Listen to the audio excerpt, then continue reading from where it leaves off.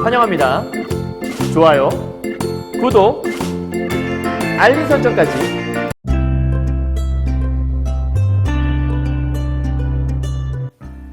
안녕하세요. 경화여고 학생 여러분, 그리고 전국에서 중세 국어를 공부하시는 학생 여러분 만나서 반갑습니다. 선생님은 세계 최강 국어쌤 조인수 선생님입니다. 자, 오늘은요, 선생님이 지금 이제 10분 국어란 이름으로 지난 시간부터 이제 하나씩 강의를 올리고 있는데요. 한 10분 내외로 너무 긴 강의가 여러분 힘들기 때문에 조금 짤막짤막하게 찍어서 간단하게 한 10분 정도 여유 시간 있을 때 그 10분 정도면 개념 하나는 익혀보자라는 의미에서 강의를 한번 찍어보게 됐으니까 자, 10분 강의 열심히 들어보시면서 좀 중요한 개념들이 무엇이 있을까 최소한 시험에 나올 만한 거리들을 설명해 드릴 거니까 잘 기억하시면 좋을 것 같아요. 자, 이번 시간에는 뭘 공부할 거냐? 목적격 조사와 관형격 조사를 공부할 건데요. 이때의 목적격 조사와 관형격 조사는 중세 국어에서의 조사들을 얘기합니다. 선생님이 지난 시간엔 주격 조사 말씀드렸거든요. 주격 조사에 대해 말해드렸고 오늘은 관형격 조사와 목적격 조사예요. 자, 가겠습니다. 첫 번째 목적격 조사. 여러분 목적격 조사하면 여러분 잘 알고 있죠? 일반적으로 우리가 목적격 조사라고 하면 현대국어에서는 을이나 를 같은 걸 얘기하죠. 인수를, 사람을 이렇게 해서. 그럼 언제 을을 쓰죠? 앞에 자음으로 끝나게 되면 예를 들어 볼까요? 영숙, 그 다음 뭐 쓰죠? 을 이렇게 쓰잖아요. 그죠? 안돼 모음으로 끝났다. 그럴 경우에는 어떻게 쓰죠?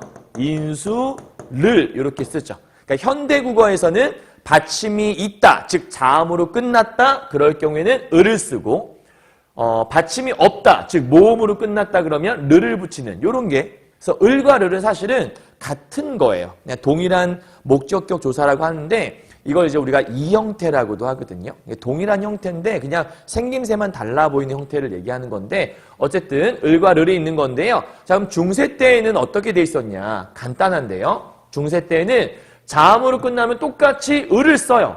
얘랑 똑같네요. 자음으로 끝나면 을 쓰는 거. 요거는 현대에서 쓰는 거였으니까 이렇게. 그럼 모음으로 끝나면 어떻게 하는 거였죠? 르를 쓰네요. 자, 똑같네요. 그죠? 자, 여기까지는 똑같은데 중세 국어에는 하나가 더 들어가는 거예요. 자, 왜 그러냐면 요걸 기억하셔야 돼요. 중세 때 제일 중요한 특징 하나 꼭 기억하세요. 중세 때는 요 말이 중요합니다.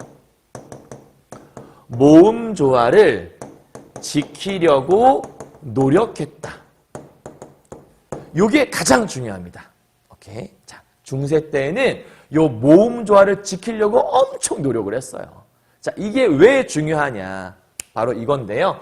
모음 조화라고 하는 건 양성 모음은 양성 모음끼리, 음성 모음은 음성 모음끼리 모이는 걸 얘기를 해요. 자, 그러면 일로 오죠. 자, 을이라는 게 있는데요. 이때 중세구에는 을을 쓰기도 했지만 요 의가 아니라 아래 알을 쓴 그냥 굳이 읽자면 알 정도로 읽을 수 있을 것 같은데 그냥 을인데 아래아가 써 있는 것들 얘기하는 거예요. 그래서 그냥 요 발음대로 읽어오면 을, 알, 날 이렇게 읽을 수 있을 정도.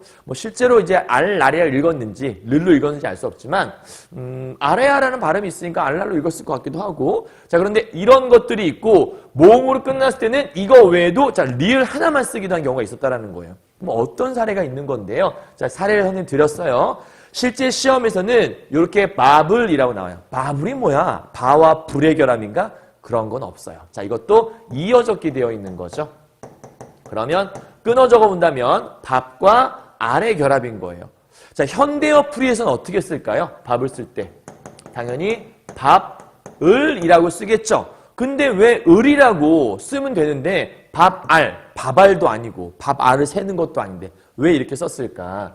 여기에 있는 아라고 하는 건 양성 모음이고 요 으라고 하는 게 음성 모음이에요.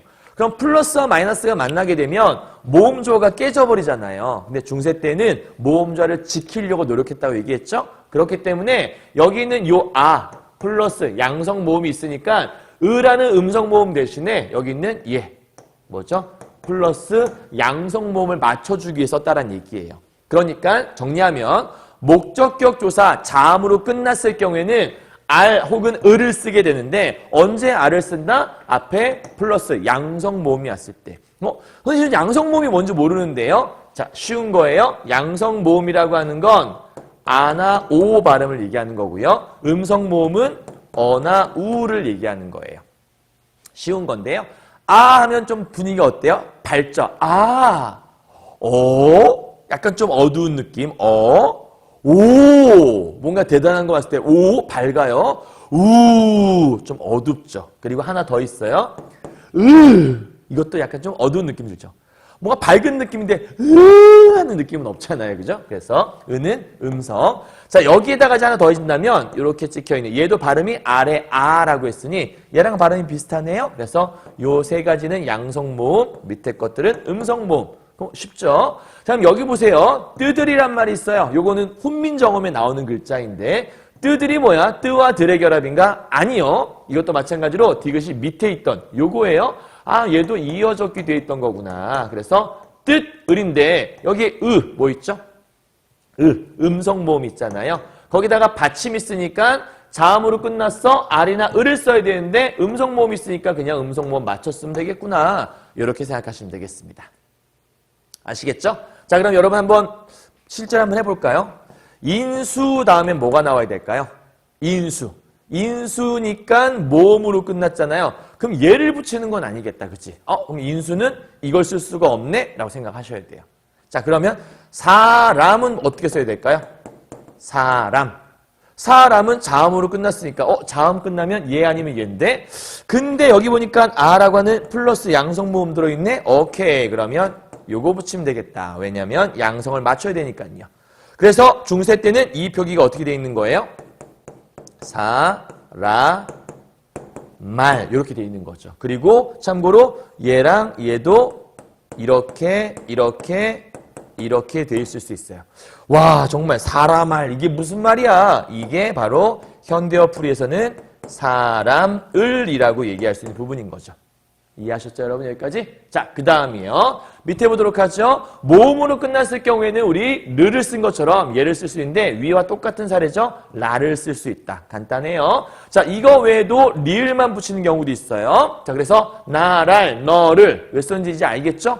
나를인데 요게 양성 모음이잖아요. 그래서 요게 아래와 붙어있는 플러스 얘를 선택해 써준 거고요. 얘는 왜 르를 쓴 거예요? 어라는 게 음성 모음이니까 이 얘를 맞춰준 거예요. 그러니까 만약에 너랄이라고 써있다. 그러면 얘가 마이너스 음성인데 얘가 플러스면 모음조가 깨지니까 너랄 이런 걸 쓸 수 없다라는 거죠. 그럼 나를 쓸 수 없다라는 거예요. 왜? 모음조가 안 맞잖아요. 얘는 플러스고 얘는 마이너스니까. 무슨 얘기인지 이해하셨죠? 자, 얘 같은 경우가 좀 특이한 케이스인데 자, 머리이라고 되어 있는데 이거의 현대어 풀이는 머리를이라고 해요. 머리를 숙여인데 머리를 숙여 이렇게 하기도 한단 말이에요. 그러면 머리는 머리까지는 이렇게 되어 있으니까 요 리을 하나만으로 뜻이 뭐가 된다? 르이 된다. 이런 경우도 있다 정도만 알아두시면 되고요. 아마 1학년 학생들, 경화여고 1학년 학생들은 신사구 국어에 여기까지는 안 나올 거니까 그냥 개념상 알아두시면 됩니다. 자, 이번엔 관형격 조사 한번 가보도록 할게요. 현대어의 관형격 조사라고 하는 것들은 흔히 말할 때 소유를 나타내는 뭐뭐의 하나밖에 없어요. 자, 요 개념은 여러분 신사구 국어 교과서에도 나오는 개념입니다. 정말 중요한 개념이죠. 그래서 관형격 조사 정리할 건데 관형격 조사의 포인트는 그냥 을 쓰면 되는 거 아니에요, 선생님? 이라고 얘기할 수 있지만 그게 아니에요, 여러분. 현대 국어에서는 을을 쓰면 되지만 간단하게 얘기하면 중세 때에는 지금 쓰지 않는 조사들이 많았다라는 거예요. 그러니까 지금은 그냥 의를 붙이면 돼요. 인수, 책, 소유를 나타내면 인수의 책 쓰면 되잖아요. 너무나 간단했던 건데 이 당시에는 그렇게 간단하지 않았다. 그럼 어떻게 되는 거냐? 간단 정리하죠. 일단 관형격 조사 같은 경우에는 평칭에, 높임에, 무정체는 되게 어렵게 돼 있죠. 좀 간단하게만 설명해 볼게요. 일단 두 개로 쪼개야 돼요. 유정이냐 무정이냐예요. 자, 유정이라고 하는 건 뭐냐면 살아있는, 좀 쉽게 설명하면 사람이나 동물 같은 걸 얘기하는 거예요. 그럼 사람, 동물 아니야. 그런 건 다 무정체언으로 보면 되겠네요. 이해했죠? 자, 그런데 사람이나 동물일 경우에 유정체언인데 그 유정체언의 대상이 높은 사람일 수도 있어. 높임의 대상이 될 수도 있는데 그냥 평범한 사람이거나 평범한 동물을 얘기할 수도 있어. 엄밀하게 얘기하면 높은 동물은 없을 거니까 그냥 동물 혹은 그냥 평범한 사람. 근데 예를 들면 뭐 부처님 아니면 왕 이런 높은 대상들이 있을 거 아니에요. 그래서 이런 사람이나 동물 중에 평범한 높임의 대상이 아닐 경우에는 이렇게 의를 써요. 우리가 흔히 쓰는 의를 쓴다라는 거죠. 그러니까 가장 쉬운 예로 여기다 써볼까요? 인수. 선생님이 이름이 인수예요. 자, 인수는 유정체언이죠. 사람이니까. 근데 선생님이 누구에게나 높임의 대상이 되는 건 아니잖아요. 그죠? 그러니까 일반적인 사람이다. 그러면 인수 다음에 뭘 쓰면 되는 거예요? 의라는 걸 쓰면 되는 거죠. 의.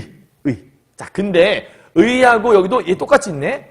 아까와 똑같아요. 목적격 조사와 똑같이 얘와 얘는 사실 같은 건데 언제 얘를 써요? 얘는 양성 모음일 때 쓰는 거예요. 그럼 얘 언제 써요? 의가 들어있잖아요. 음성 모음일 때 쓰는 거예요. 쉽죠? 오케이? 자, 그러면 얘는 4-3이 이게 무슨 말이야? 4-3애가. 자, 마찬가지야. 미음이 밑에 들어있는 요런 글자 4-3에다가 요게 더해진 거예요. 선생님 4-3 다음에 얘 쓰면 안 돼요?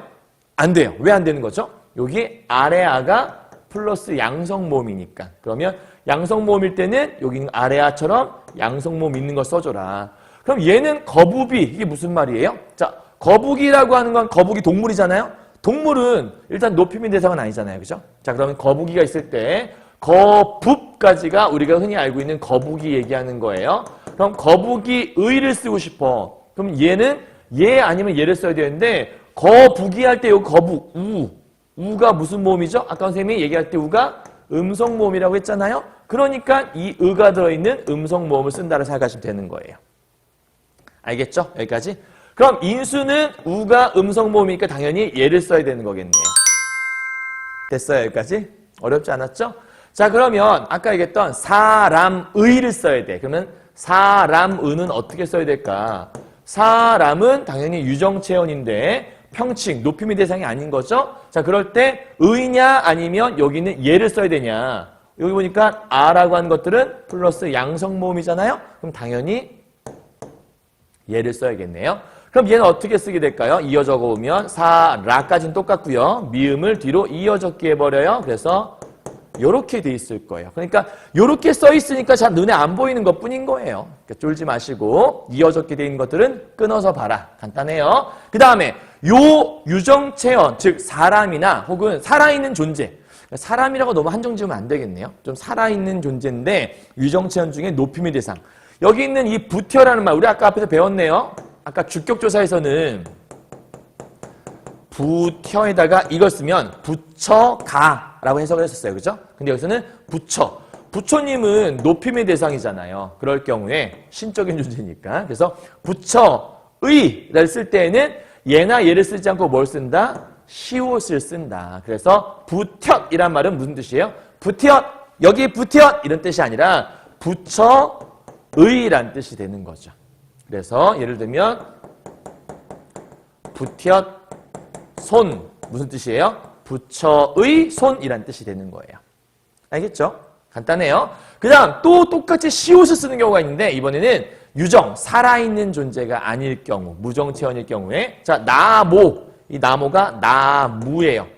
나무는 살아있는 존재는 아니죠. 사람이나 동물 뭐 이런 존재에 해당하는 건 아니니까 자 그럴 경우에 얘는 유정체언은 아니기 때문에 무정체언이라서 무조건 시옷을 붙인다. 그래서 나모가 나무라고 그랬어요. 근데 나모 밑에다가 시옷을 붙여서 어떻게 쓰는 거야? 나못이 되는 거예요. 그럼 나중에 쓸 때 우리가 나못가지 이렇게 써 있으면 그냥 나뭇가지인가 보다 이렇게 이해하면 안 되고요. 중세국어에서는 어떻게 읽어야 돼요? 나무의 가지. 그래서 중간에 조사가 들어있구나 이렇게 여러분 생각을 하셔야 됩니다. 이해하셨죠? 자, 그렇다면 요거를 실질적인 사례에서 골라보기 전에 앞서서 한번 정리를 해야겠네요. 다시 한번 정리합니다. 목적격 조사와 관형격 조사는 한 방에 갈 수 있어요. 우리가 흔히 알고 있는 목적격 조사는 을과 를이 있다. 그런데 중세 때는 을, 를뿐만 아니라 알랄도 있었다. 언제 알랄을 쓰냐? 여기는 앞에 말이 음성 모음일 때 모음조화 맞춰주려고. 그래서 이쪽은 플러스일 때, 이쪽은 마이너스 맞춰줄 때 쓴다라는 거. 특이하게도 요거 하나 있다 정도는 알아두시면 되는데 신사고 국어교과서에는 목적격 조사까지는 안 나와 있는 것 같긴 한데요. 혹시라도 선생님이 수업 시간에 알려주셨으면 기억하셔야 됩니다. 자, 관형격 조사라고 하는 것들은 소유를 나타내는 의라고 하는 건데 그럼 얘만 쓰면 되는 건데 얘가 왜 필요한 거죠? 얘도 마찬가지로 플러스일 경우에 맞춰주는 거고 얘는 마이너스라서 나온 거라 볼 수 있겠죠. 자, 주의하실 거는요. 일단 사람이나 동물처럼 살아있는 존재가 아니야. 그럼 무조건 시옷을 붙이면 돼요. 근데 살아있는 존재, 유정체언이야. 그럼 유정체언일 경우에는 높임의 대상일 경우에만 밑에 있는 시옷 똑같아요. 근데 높임의 대상이 아니야. 그러면 우리가 흔히 알고 있는 의나 예를 붙여야 되는 거죠. 근데 경우는 얘는 요걸 맞춰주는 거고 맞춰주는 거다라고 설명 다 했습니다. 이해하셨죠? 자, 그렇다면 작품 속에서 하나만 보도록 할게요. 여기 보니까 뜨들이란 말이 있네요. 자, 요게 이제 훈민정음 아까 봤던 거죠. 뜨들 이렇게 돼 있으면 잘 몰라요. 그래서 실제 시험 볼 때는 현대어 풀이를 줄 거예요. 그럼 어떻게 돼 있냐면 뜻을이라고 돼 있어요. 그러면 을인데 왜 들이 서 있어? 아, 그럼 여기는 이거를 디귿을 밑으로 보내봐야 되겠구나. 왜냐면 밑에가 비어 있으니까 뜻을 이렇게 되는 거다. 그래서 아하 무슨 조사가 있구나? 목적격 조사가 있구나라고 생각하시면 돼요. 근데 을이에요? 아니면 알이에요? 여기는 의가 음성 모음이니까 당연히 얘 대신에 얘를 써서 모음조를 맞추는 게 필요하겠죠. 그래서 얘는 뭔데요? 자, 팁 하나예요. 조사, 우리 주격 조사도 배웠고요. 목적격 조사, 관형격 조사 배웠죠? 자, 근데 요건 해석이 어떻게 되냐면 중국과 달라라고 써 있어요. 그러면 애인데 왜 과야? 아, 애라고 써 있긴 하지만 이건 우리가 부사격 조사라고 하는데 우리가 보통 어디 애라고 할 때 부사격 조사라고 하잖아요. 근데 이거는 어디 애를 뜻할 때에는 처소 부사격 조사라고 해요. 장소를 뜻하는 거. 근데 얘는 중국과 달라 중국하고 비교하는 거잖아요. 얘는 비교 부사격 조사라고 한다. 선생님 당연히 부사격 조사인데 왜 물어보는 거예요? 우리가 보기에 애니까 학교에 가다 할 때 그 애가 아니라는 거예요. 이거는 과로 해석을 해야 된다. 과로 해석해야 되는 거 그거 하나 팁해서 알려드린 겁니다. 여기까지 정리 끝. 다 했어요. 자, 오늘은 관형격 조사하고 목적격 조사 말씀드렸으니까 목적격 조사와 관형격 조사 간단해요. 현대어와 비슷하긴 하지만 늘 중세국어는 뭔가가 더 있다. 근데 더 있는 이유는 뭐다? 양성모음은 양성모음끼리, 음성모음은 음성모음끼리 맞춰주려고 있는 거다.